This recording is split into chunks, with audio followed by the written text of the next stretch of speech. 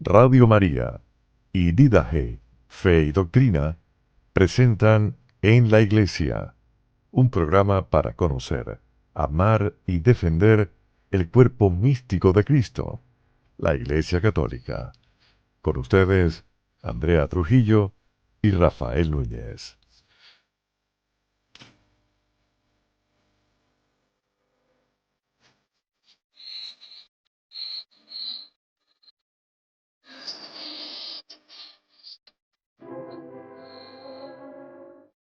Muy buenas noches, sean todos bienvenidos un miércoles más a su programa En la Iglesia, un programa para conocer, amar y defender el cuerpo místico de Cristo, la Iglesia Católica.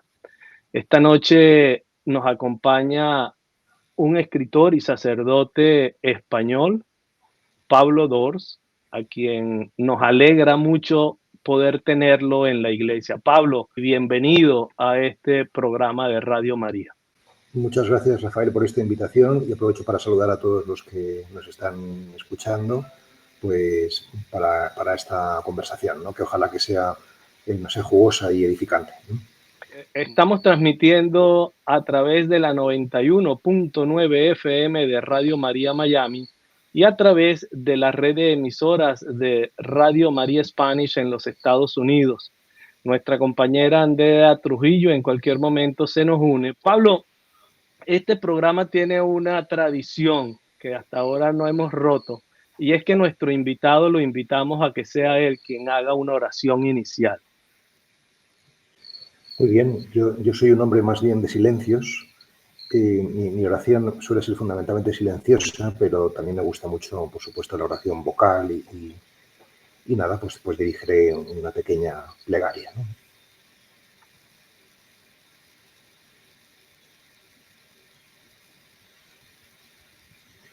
Te doy gracias, Señor y Dios nuestro, por esta ocasión que nos brindas de estar contigo. Tú siempre estás en medio de nosotros. Tú eres lo más íntimo de nosotros mismos. Te pedimos que abras nuestra mente y abras nuestro corazón para que seamos capaces de verte, para que seamos capaces de sentirte, para que sepamos que tú eres el secreto que late en cada cosa y en cada persona. Gracias por tu palabra, gracias por tu silencio, gracias por cada segundo que late gracias a ti. Enséñanos a estar siempre disponibles, a ser apertura pura. Te lo pedimos por Jesucristo nuestro Señor. Amén. Amén. Pues Pablo, yo quiero hacer una pequeña introducción de quién eres, porque muchos de nuestros oyentes quizás nunca han oído hablar de Pablo Dors. Algunos quizás hayan leído algunos de tus libros, pero Pablo Dors es un joven español que proviene de una familia de artistas, de escritores y que creció en una casa con una biblioteca de no menos de 5,000 ejemplares.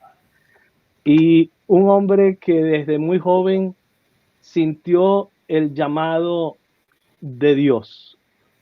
Y al conocer a un sacerdote, le nace la vocación o siente el llamado a él a hacerse sacerdote.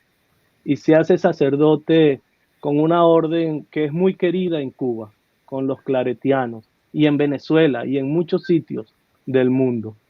Y se hace sacerdote. Pero antes de ser sacerdote, su llamado profundo es la escritura. Y ese don que el Señor le ha dado, pues lo ha movido a hacer muchas cosas. Y para hacer esta historia y este marco corto, Pablo siente un profundo llamado por los padres y madres del desierto, aquellos hombres y mujeres que a comienzo del cristianismo sintieron la necesidad de buscar al Señor en el desierto, en la soledad, en el silencio. Por eso hemos titulado este programa Silencio, Meditación y Contemplación. Pero además de eso, Pablo ha dedicado parte de su sacerdocio a atender espiritual y emocionalmente por 10 años a aquellos que estaban en un hospital buscando la sanación o a punto de ir al encuentro con el Creador. Creo que esto es suficiente. Si tú quieres saber más de Pablo, hay muchas conferencias de Pablo en YouTube y sus libros, 12 libros. 12 libros. Pues si tú quieres conocer más en profundidad a Pablo, pues tienes que leer sus libros. Pablo, eres un admirador y un discípulo de un sacerdote francés que nos enseña el deseo de Jesús de que nos entreguemos por el otro, de que podamos en la humildad absoluta ser un reflejo de ese Jesús que caminó en Galilea y en Tierra Santa. Yo con esto cierro mi participación y te dejo de momento, Pablo, que nos expreses todo lo que tengas a bien. Bueno, pues nada, muchas gracias, Rafael, por tu presentación. Me ha gustado mucho que me llamaras joven, ya que voy a cumplir 60 años en breve, vamos. Pues veo que la juventud se alarga mucho en el mundo del espíritu. En realidad, bueno, es verdad que mi vida ha estado conformada por estas dos vocaciones, a la literatura, a la escritura y al sacerdocio. Aunque hoy por hoy la siento como una sola, ¿no? No siento que sean dos llamadas distintas, sino pues dos formas de realizar pues, el propio camino, el propio destino, ¿no? El destino pues no es otra cosa que el deseo de estar cerca de Dios y de alguna manera de ayudar a todas las personas que quieran hacer este camino, ¿no? Yo creo que mi gran fortuna en la vida ha sido encontrar grandes maestros, ¿no? Personas que me han acompañado de una manera muy emblemática, muy significativa, ¿no? En tus palabras pues, se sobreentendía que este sacerdote francés era Carlos de Foucauld, que efectivamente para mí ha sido como un faro enorme, ha sido y es un faro enorme, ¿no? Aunque evidentemente yo no le conocí personalmente porque él murió en el año 16 y yo no soy nacido hasta el 63, ¿no? Pero sí que su espiritualidad me ha acompañado mucho. Me ha acompañado primero la espiritualidad de Antonio María Claret, que es Antonio María que has mencionado también cuando era jovencito, ¿no? Pues con toda esta idea de la misión, ¿no? Y luego ya en la vida adulta Carlos de Foucauld, ¿no? ¿Por qué? Porque en torno a los 40, como suele pasar a tantas personas, yo tuve un momento de dificultad, de crisis personal muy importante, ¿no? Y cayó en mis manos pues, un libro donde hablaba de Carlos de Foucauld y de alguna manera, que yo ya lo conocía ya, pero hasta que no atravesé un desierto personal, pues no comprendí bien, no empecé a entender bien pues el servicio tan íntimo y tan necesario que cumplen algunos santos en la vida de los cristianos, ¿no? Y realmente empecé a entrar en la vida de Carlos de Foucauld, empecé a fascinarme por su personalidad, por su legado, por su carisma, ¿no? Y bueno, yo creo que su ejemplo pues me ha ayudado a seguir mi propio camino, mi propia estela, ¿no? Porque si algo destaca en Carlos de Foucauld es su enorme fidelidad a sí mismo, ¿no? Él vivió una existencia muy insólita. No es fácil compararle con nadie, a Carlos de Foucauld, y eso para mí lo hace particularmente admirable, en el sentido de que realmente no se sometió a ningún esquema más o menos preconcebido, aunque él quiso primero ser monje de la trapa y no funcionó porque era un camino muy singular, ¿no? Pero bueno, igual que cito a Carlos de Foucauld, es obligación para mí citar a Franz Jalix, que fue jesuita que falleció hace un año aproximadamente. También un enorme buscador espiritual. Yo creo que con el tiempo pues seguramente también le declararán santo, porque era una persona que yo tuve el privilegio esta vez sí de conocer. Y así como Foucauld me abrió el paisaje espiritual del desierto, ¿no? que es necesario para la purificación y para el crecimiento interior, pues Yalix lo que me hizo fue ofrecerme un método, un camino muy concreto, ¿no?, para transitar en el desierto, ¿no? Y esto es algo muy importante, porque no nos hace falta solamente un horizonte, ¿no?, sino nos hace falta también, pues, unas pautas concretas, ¿no? O sea, yo creo que no basta con decir a la gente, pues, que tiene que ir a Dios, o que tenemos que ser, pues, no sé, íntegros, sino hay que ofrecer caminos concretos, ¿no?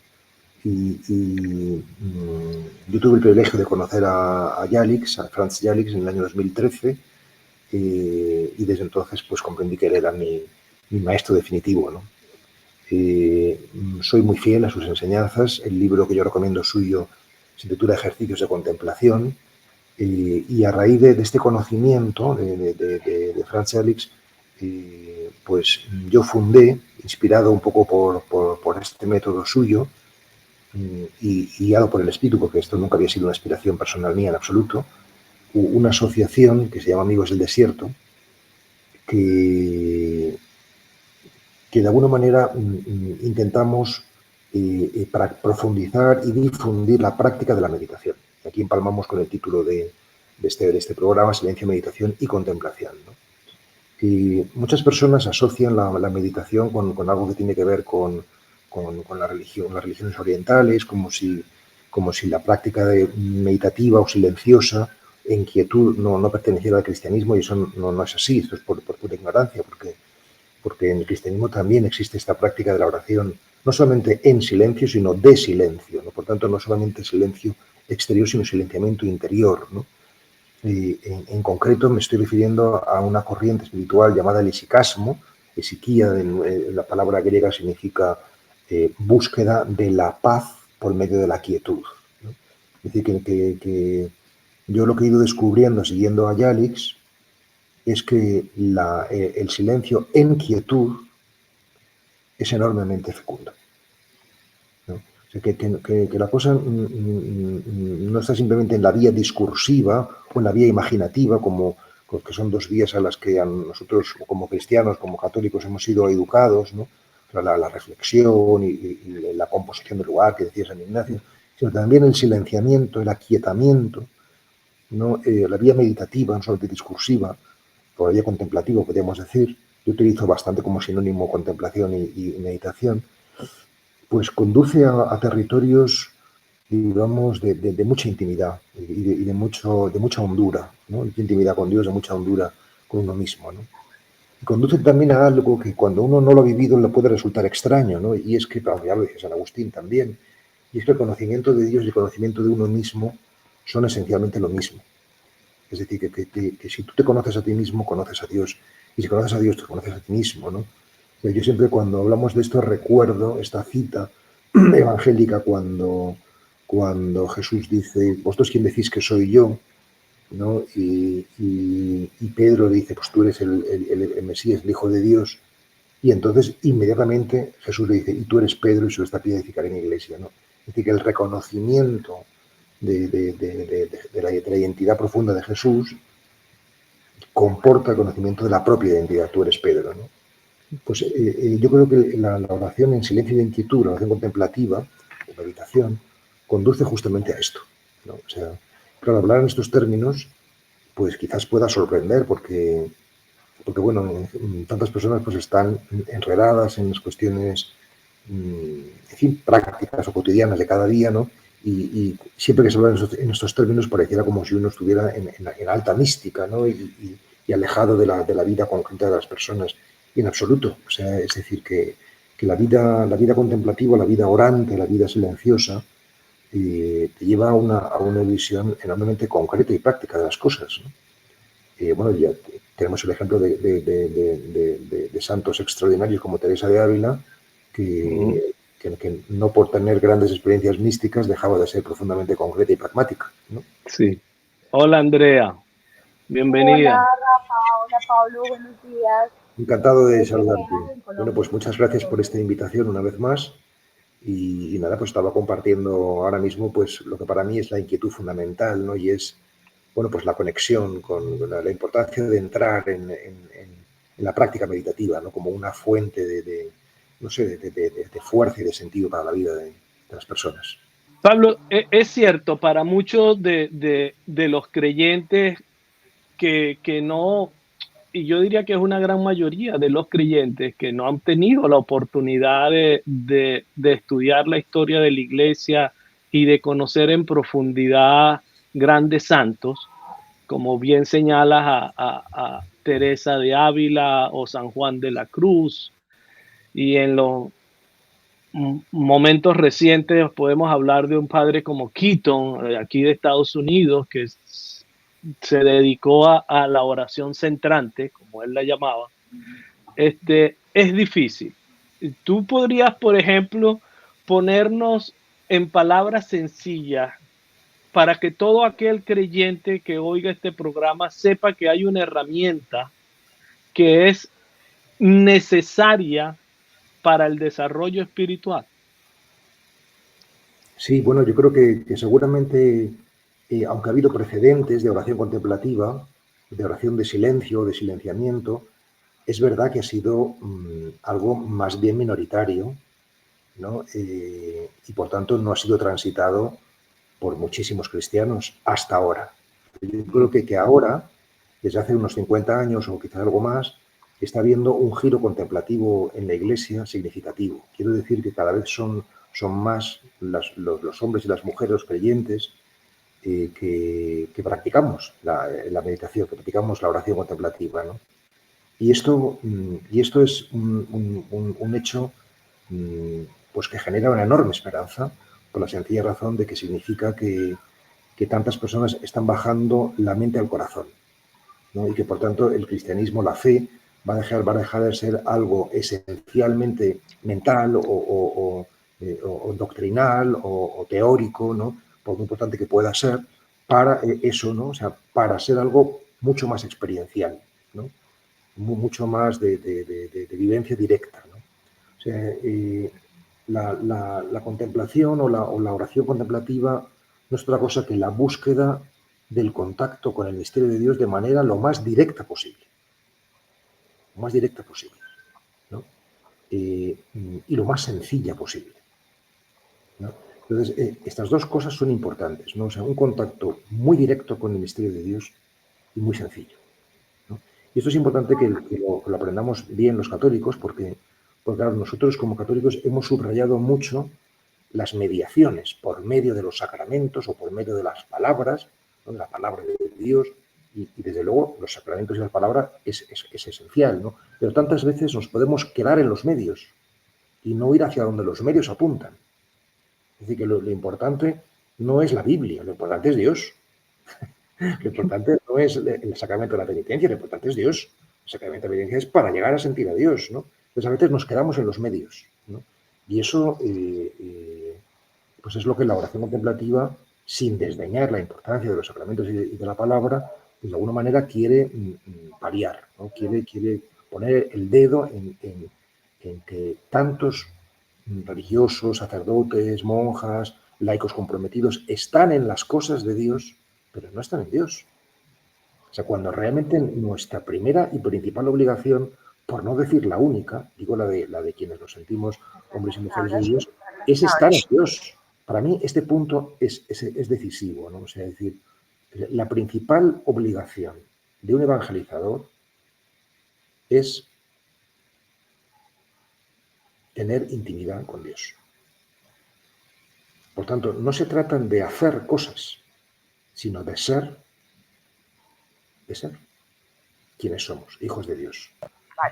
Es decir, el hacer es una consecuencia de lo que tú eres. O sea, si tú estás en tu centro, si estás en Dios, todo se va a conjurar, todo se va a configurar para que las cosas sean lo que tienen que ser, ¿no? Y tu vida pueda ser testimonial, ¿no? O sea, entonces, yo creo que hemos construido una iglesia con muy buena voluntad desde el pensamiento y desde la acción, pero no desde la pasión y la contemplación, ¿no? Por eso la propuesta que yo traigo, bueno, y tantos otros, no solamente yo, ¿no? O sea, es una propuesta muy radical, porque no es simplemente hay que orar, sino es que hemos de cambiar el foco. El foco no tiene que estar tanto en el pensamiento y en la acción, sino en la pasión y la contemplación, ¿no? O sea, si cambiamos el foco, O sea, ¿qué significa busca primero el reino de Dios? Pues significa eso, que tu foco tiene que estar en Dios. ¿No? Es decir, decir, bueno, pues que yo me dedico a... los quehaceres, por muy santos que sean, no son la mejor parte. Porque Marta y María. Cuando el Evangelio habla de Marta y María, nosotros decimos siempre, es que las dos cosas son muy importantes, la acción y la contemplación, pero eso no es lo que dice el Evangelio. El Evangelio no dice que la acción y la contemplación sean las dos cosas muy importantes, lo que dice es que la contemplación es la mejor parte. Sí, definitivamente, Pablo, allí hay eso, es una realidad en la historia de la iglesia. Es decir, algunos santos y algunos creyentes lo han podido desarrollar, encontrar, entender y desarrollar. Y en ese sentido creo que es lo que pretendes con Amigos del Desierto. Es llevarle no solamente a la iglesia, a cualquier ser humano, esa oportunidad de conocerse a sí mismo a través de la oración, lo que tú bien llamas del sentarse, que es tan Sí, difícil. el planteamiento también es bastante radical y profundo porque bueno, en Europa, yo no sé, en América Latina, ¿no? Porque ahí es diferente, ¿no? Seguramente, pero en Europa estamos asistiendo a un proceso de profunda descristianización, ¿no? Es decir, que cada vez son menos las personas que se declaran cristianas, son menos los practicantes de misa dominical. Es decir, que esto está perdiendo auditorio, audiencia a pasos agigantados, ¿no? Y no sé hasta qué punto nos hacemos cargo realmente de esta situación. Yo creo que es una situación grave, ¿no? Que bueno, pues claro que habrá templos llenos, pero otros tantos se están vaciando de forma muy rápida, ¿no? Y yo creo que es importante pensar pastoralmente las cosas de otra manera, ¿no? ¿Y de qué manera? Yo tengo una propuesta, ¿no? Pero claro, es una propuesta muy osada, ¿no? O sea, y mi propuesta la podría resumir diciendo, a mi modo de entender, Cristo no debe ser el punto de partida, sino el punto de llegada del proceso de fe. Es decir, que si tú entras en el mundo secular con Cristo, con el Evangelio, como hemos hecho hasta ahora, la mayoría de gente no te va a escuchar, se va a marchar, no les interesa, tienen prejuicios o tienen una historia que les hace pues, rechazarlo, ¿no? O sea, mientras que en lugar de ir con la semilla, hay que trabajar la tierra. Hay que trabajar la tierra, ¿no?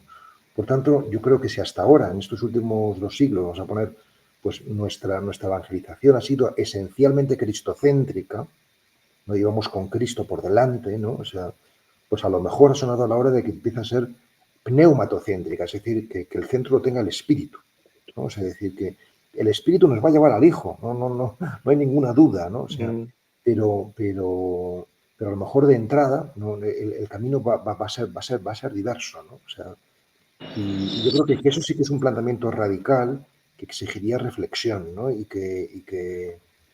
Vamos, yo estoy profundamente enamorado del Evangelio, pero creo que, y de hecho mi último libro, que se llama Biografía de la Luz, pues es una reflexión sobre el Evangelio, ¿no?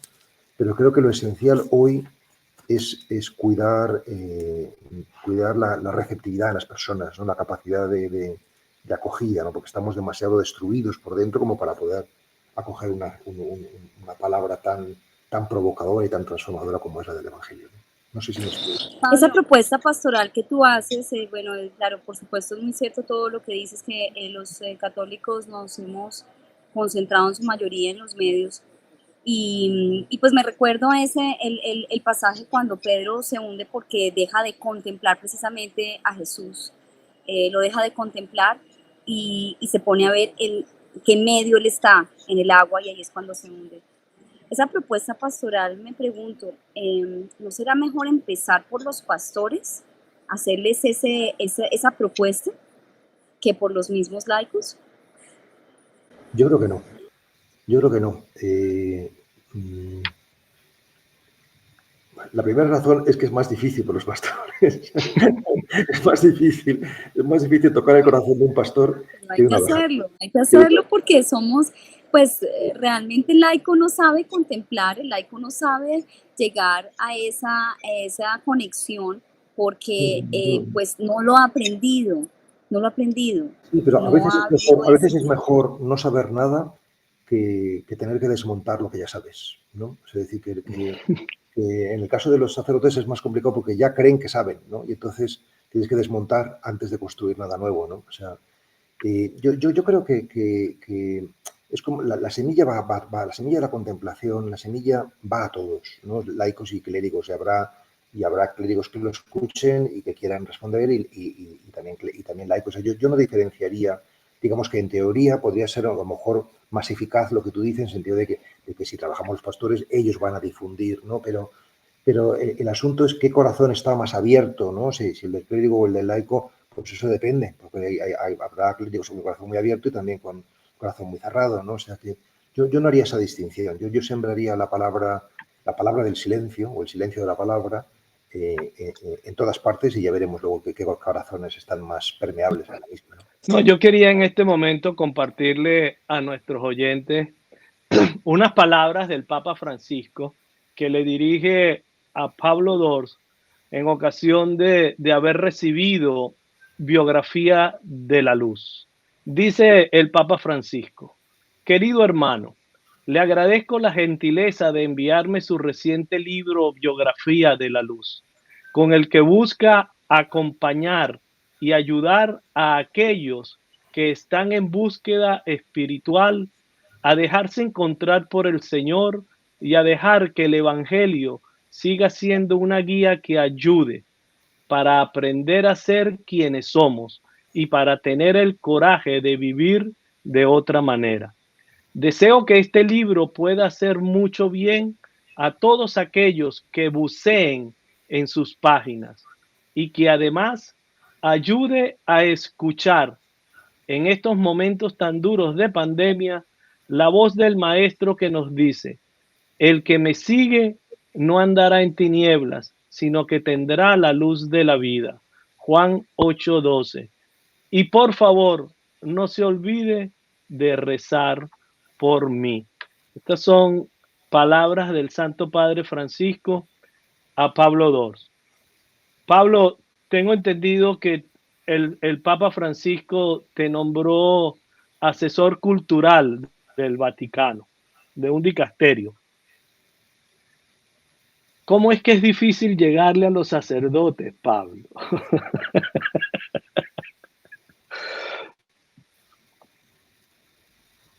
Bueno, no sé, no sabría decir por qué, la verdad, porque quizás nos hemos distanciado de las personas, ¿no? O sea, decir, queriendo hacer un servicio, pues hemos perdido el contacto con ese olor a oveja que dice el Papa precisamente, ¿no? O sea,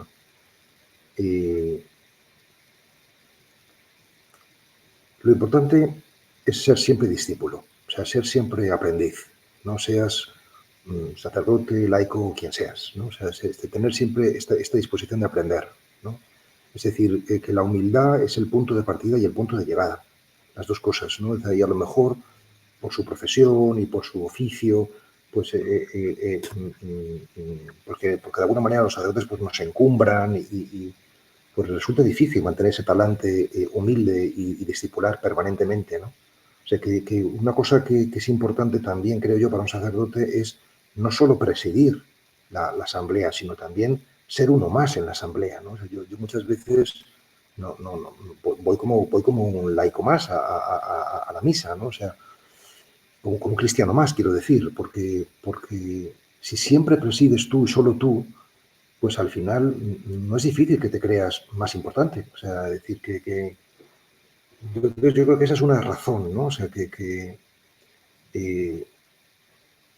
o sea, el sacerdocio es muy importante, sin duda alguna, ¿no? Pero lo más importante es el bautismo, ¿no? O sea, que somos todos, tenemos todos este sacerdocio O sea, yo he encontrado sacerdotes maravillosos, pero también he encontrado laicos maravillosos, ¿no? O sea, es decir, que la gracia de Dios no depende del estado, depende de tu corazón. O sea, y diría todavía más, o sea, el problema del sacerdocio es que es un arquetipo muy fuerte. O sea, que la gente, la gente piensa que ya sabe lo que es un sacerdote, ¿no? O sea, y por tanto quieren que tú respondas a ese modelo, ¿no? Y si tú no respondes a ese modelo, pues la gente dice que este no es un verdadero sacerdote o no es un buen sacerdote, porque sencillamente porque no respondes a su modelo, ¿no? Por eso, o sea, yo siempre digo, espero que esto se me entienda bien, ¿no? O sea, para todo el mundo es muy difícil ser nosotros mismos, pero eso es particularmente difícil para los sacerdotes, porque lo que esperan de ti es tan concreto y tan determinante que salirse de ese guión pues resulta complicado, ¿no? Pero yo creo que el principal don que Dios nos da no es ser sacerdote, el principal don que Dios nos da es ser nosotros mismos, ¿no? O sea, la palabra el principal es la vida que se nos ha dado, ¿no? O sea, luego unos la vivirán de una manera, otros de otra, ¿no? Y por tanto, en realidad la tarea consiste en escuchar esa palabra que se nos ha dado en nuestra vida y desplegarla, ¿no? Para eso es la meditación precisamente, para escuchar quiénes somos y atrever a serlo, ¿no? O sea, sin tantos miedos, tantos complejos, ¿no? Que alguien que pudiera estar escuchando el programa en este momento estaría escuchando y diciendo, esta vida orante, que es un paso más adelante, es un paso más cerca al Señor, me hace mucho sentido lo que estoy escuchando, pero yo quiero empezar. ¿Tú tienes alguna clase de grupo, alguna clase de canal que las personas que nos están escuchando, que no tienen acceso al libro, puedan empezar ese camino, puedan empezar a reaprender y a empezar este camino un poco más profundo? Sí, por supuesto que sí. O sea, decir, yo lo primero que quiero decir es que el camino que yo presento no es un camino que yo me haya inventado, ni mucho menos, sino que hunde las raíces en lo que ha comentado ahora mismo Rafael de los padres y madres del desierto, ¿no? Y que es un camino genuinamente cristiano, ¿no? Pero a pesar de todo bastante desconocido, ¿no? Nosotros tenemos una asociación que tiene un reconocimiento oficial eclesial, una acción privada de fieles, que se llama Amigos del Desierto, y tiene una página web que se llama amigosdeldesierto.org, y allí pues intentamos ofrecer pues la propuesta de retiros, de cursos, de forma de aprender, ¿no? a todo esto. En realidad el método es muy sencillo, pero que sea sencillo no significa que sea fácil, ¿no? Porque supone mucha tesón, mucha voluntad, mucha sed, mucho anhelo, ¿no? de esto, ¿no? Y yo descubro cada vez más personas que tienen, o sea, yo no creo que haya una verdadera crisis espiritual. Hay una crisis eclesial y una crisis, si quieres, religiosa, pero yo veo mucha sed, de mucha búsqueda, ¿no? Y por eso, bueno, la asociación que hemos montado, que se llama Amigos del Desierto, pues tiene una serie de características, como por ejemplo que es profundamente ecuménica e interreligiosa, ¿no? En el sentido de que aunque nosotros seguimos la tradición cristiana y la tradición católica, pero no excluimos a nadie, ¿no? Es decir, que otras personas que no son creyentes o que tienen otras creencias, pues pueden también participar de nuestra búsqueda espiritual, siempre y cuando, bueno, pues lo hagan con todo respeto, ¿no? Hacia las formas.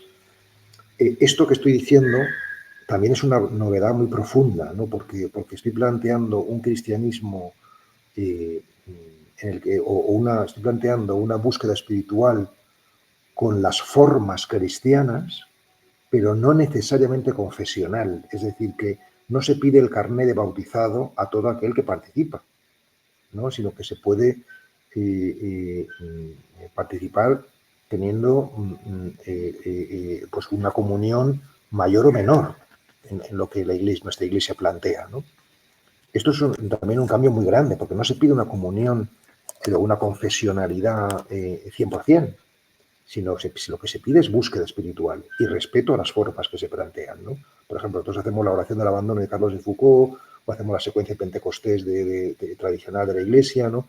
Pero bueno, muchos amigos del desierto, pero muchos, son buscadores que por ejemplo, están lejos de la práctica dominical, ¿no? Es decir, que realmente nuestro planteamiento es casi de pastoral de alejados, pero no social, sino espiritual, ¿no? ¿Por qué? Porque cada vez hay más. Si es que la inmensa mayoría de la gente está fuera del redil, ¿no? Del redil, lo que entiende la Iglesia por redil, ¿no? O sea, y entonces, bueno, mi corazón está para los que tienen hambre y sed, pero están lejos, ¿no? Pablo, tú tienes un libro que has titulado Contra la Juventud. Uh-huh. Y creo que en el momento histórico que vivimos viene muy bien. ¿Por qué no nos hablas un poco de lo que planteas en ese libro? Y estoy seguro que muchos de nuestros oyentes que son padres o que son jóvenes van a sentir interés de leerlo.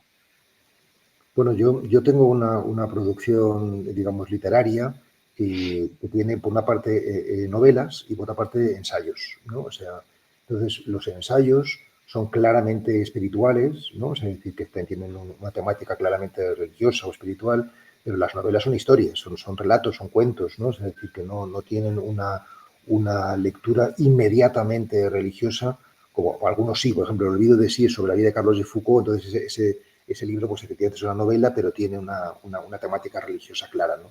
Pero los demás son historias de todo tipo, ¿no? O sea, entonces, El olvido contra la juventud que citas es una novela que es la historia de un joven que va a Praga, ¿no? Y que ahí realmente se pierde, ¿no? O sea, se pierde como persona, ¿no? Hace muchas tonterías, está confundido, no consigue pues, trabajar, no consigue cumplir el destino de la razón por la que habían enviado allí a ese país.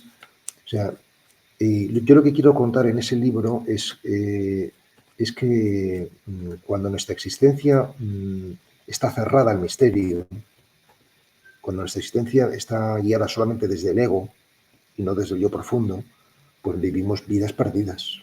Vivimos vidas perdidas, vidas egocéntricas, vidas sin sentido, vidas que nos destruimos a nosotros mismos, ¿no?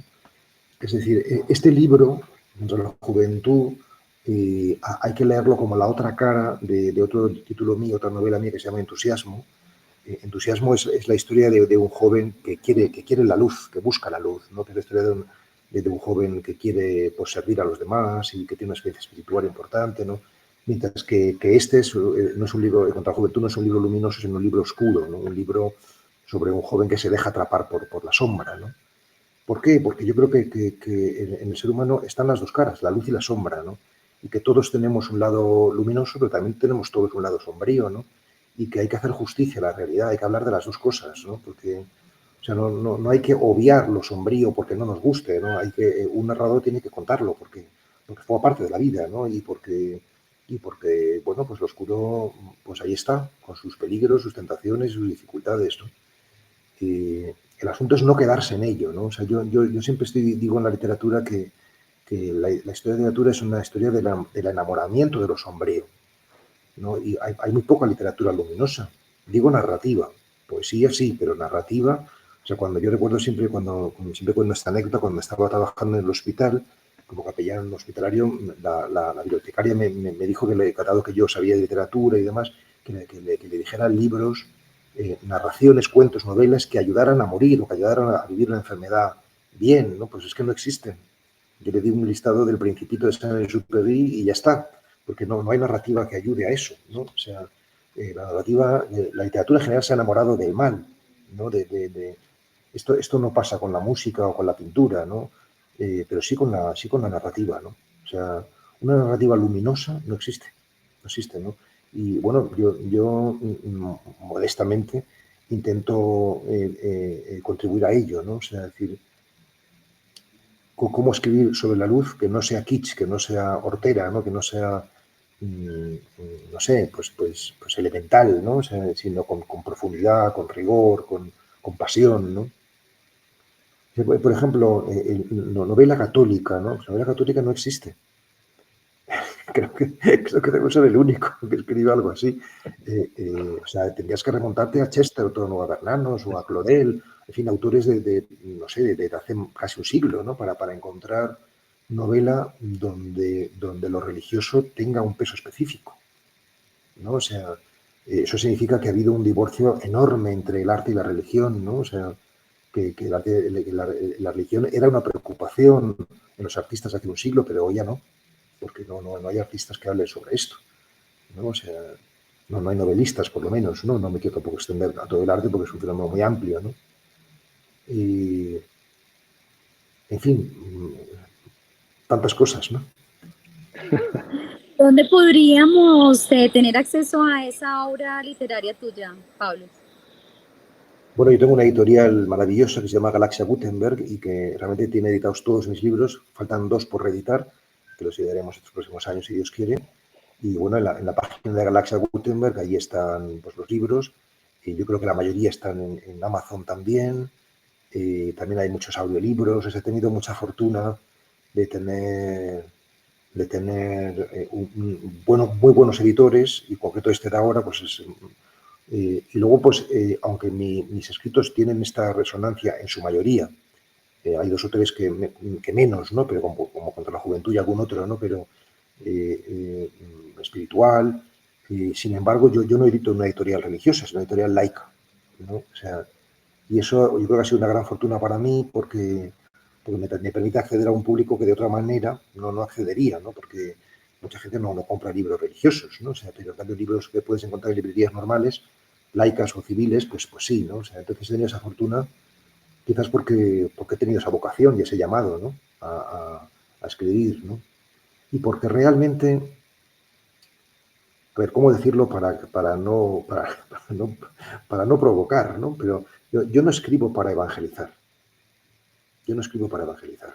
Vamos a decir, si algo de lo que escribo evangeliza, pues será que tengo a Dios dentro, ¿no? O sea, decir, pero yo escribo porque he recibido esa vocación de escribir, ¿no? O sea, decir que entonces escribo lo que llevo dentro, ¿no? Y lo que sale no es nunca lo que tú quieres, porque tú puedes decir, me gustaría hacer tal cosa, ¿no? Pero eso es una cosa mental, ¿no? O sea, lo difícil, siempre digo, no es escribir, sino escribir lo que tu alma pide que escribas en ese momento, ¿no? Que no es lo que tu mente dice, ¿no? Tu mente puede decir muchas cosas, pero eso no es interesante, ¿no? Interesante es escuchar tu voz profunda, ¿no? Y dejarla hablar, aunque diga cosas que no te gustan, o cosas que no estás de acuerdo, ¿no? Ese ejercicio es ejercicio también de la vida, ¿no? De la vida no se trata de que tú seas lo que tú quieres, sino de que dejes a Dios ser en ti, que dejes a Dios ser en ti, ¿no? Yo ahora mismo estoy viviendo una vida que no es en absoluto la que yo había pensado para mí. O sea, yo no había pensado todo esto que me está sucediendo, no lo había pensado en absoluto. Esto es lo que de alguna manera Dios había programado, pero yo no tenía para nada esta idea, ¿no? O sea, no sé, bueno, la vida es maravillosa, aunque también puede ser terrible. Ya lo sabéis igual que yo.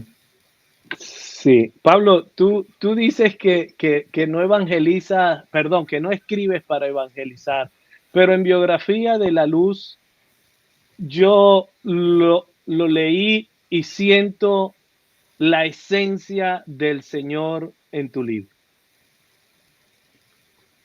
Pues me hace muy feliz, la verdad, me hace muy feliz, ¿no? O sea, este libro para mí es un milagro. Bueno, en general los libros son milagros, son como una vida, ¿no? Como un niño que nace, ¿no? Pues un niño es un milagro, ¿no? No lo puedes explicar de otra manera, ¿no? Pues la literatura, cuando nace de donde tiene que nacer, también es un milagro, porque, o sea, por ejemplo, en este caso, Biografía de la Luz, o sea, yo llevo 32 años de sacerdote.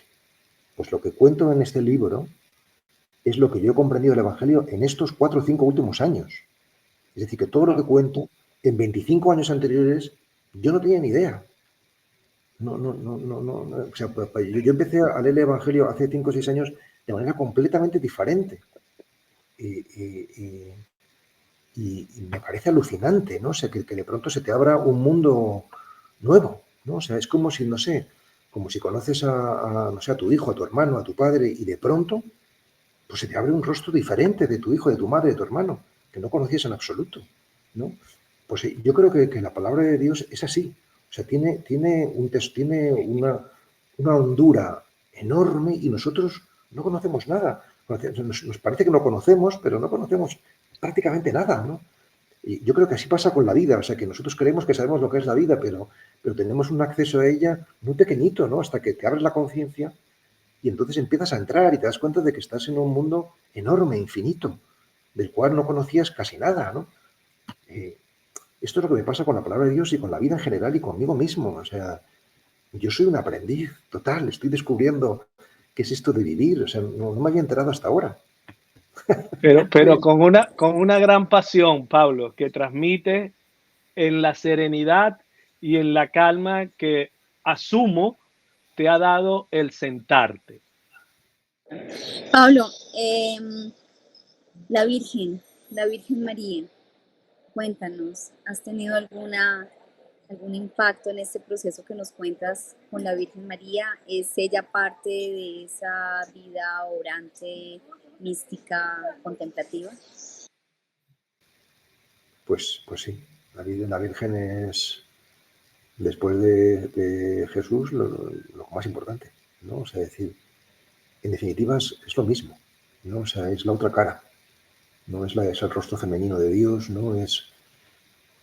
O sea, a mí de la Virgen lo que me interesa, lo que me llama, lo que me enamora, lo que es que precisamente porque es virgen, es decir, porque es pura, porque está vacía de sí misma, por eso puede alumbrar, por eso puede generar al Hijo de Dios, ¿no? Y lo que hacemos al meditar, o sea, la Virgen es la modelo del meditador, ¿no? O sea, lo que hacemos al meditar es intentar ser como ella, ¿no? O sea, es decir, que la Virgen es la modelo por excelencia de la contemplación, ¿no? De la meditación, ¿no? Porque se vació de sí mismo, o sea, no tuvo nada de ego y por eso pudo parir, ¿no? el yo verdadero, ¿no? O sea, Cristo, ¿no? La humanidad verdadera, ¿no? O sea, que para mí la Virgen es la Virgen del vacío, ¿no? O sea, porque se vació de sí misma y por eso pudo. El vacío es la otra cara de la plenitud, ¿no? O sea, virginidad y maternidad, ¿no? Son las dos caras de la misma moneda, ¿no? Pobreza y riqueza, ¿no? Yo siempre he sido una persona muy mariana. O sea, yo desde que era muy niño he rezado siempre a la Virgen, ¿no? Y la sigo rezando todos los días.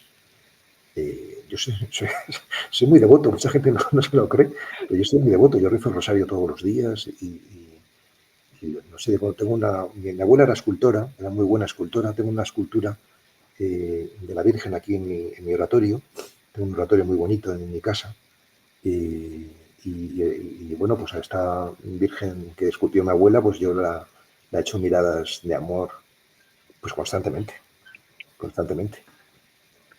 Es que no sé, es como el máximo, ¿no? O sea, ojalá que le pudiera parecer, aunque fuese un poquito a ella, ¿no? Eso sería lo máximo. Qué bello, Pablo.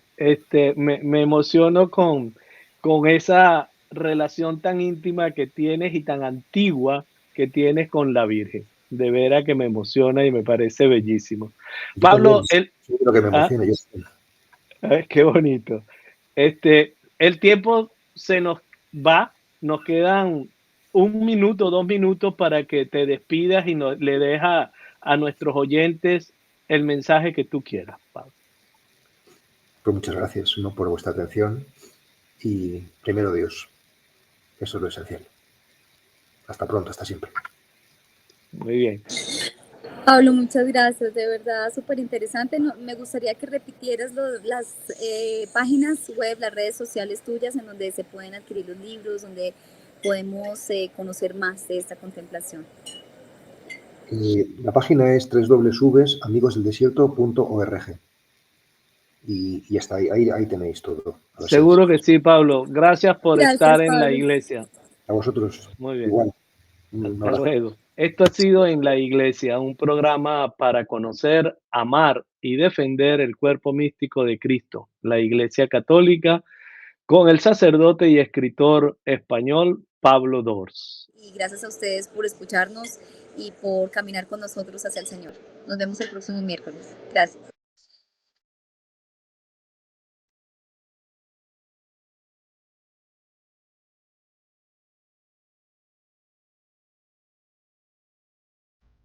Radio María y Dida G, Fe y Doctrina presentaron En la Iglesia, un programa para conocer, amar y defender el cuerpo místico de Cristo, la Iglesia Católica, conducido por Andrea Trujillo y Rafael Núñez.